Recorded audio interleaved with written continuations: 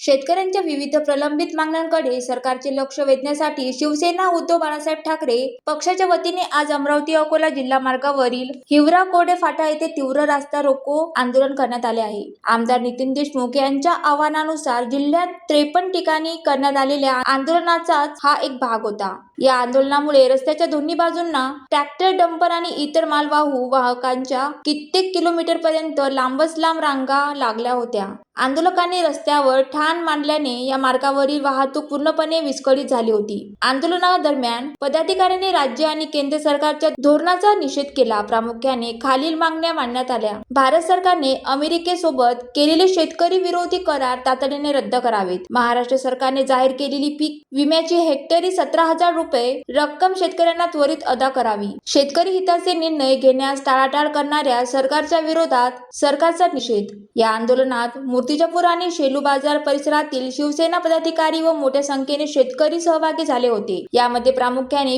विकास लकडे, उपतालुका प्रमुख मूर्तिजापूर, बंडूभाऊ वेराळे, शेतकरी सेना उपतालुका प्रमुख विनायक भाऊ खंदारे, जिल्हा परिषद सर्कल प्रमुख शेलू बाजार, सागरभाऊ धोटे, सरपंच बपोरी तथा सर्कल प्रमुख सतीश भाऊ आळे, वाहतूक सेना, प्रज्वल गावंडे, युवा सेना यांच्यासह रवींद्र इंगळे, किशोर निकाडे, कौस्तुभ मुघल, विलास वरघाट, अभिजित गावंडे, बाळूभाऊ राणे, उमेश कोरडे, नंदूभाऊ वाकोडे, कृष्णकांत लकडे, सागर तांबडे आणि शेलू बाजार सर्कल मधील शेकडो शेतकरी उपस्थित होते। जोपर्यंत शेतकऱ्यांना न्याय मिळत नाही तोपर्यंत हा लढा अधिक तीव्र केला जाईल, असा इशारा यावेळी उपस्थित पदाधिकाऱ्यांनी दिला आहे। ज्वालादीप न्यूज करिता स्वप्नील जामनिक, मूर्तिजापूर।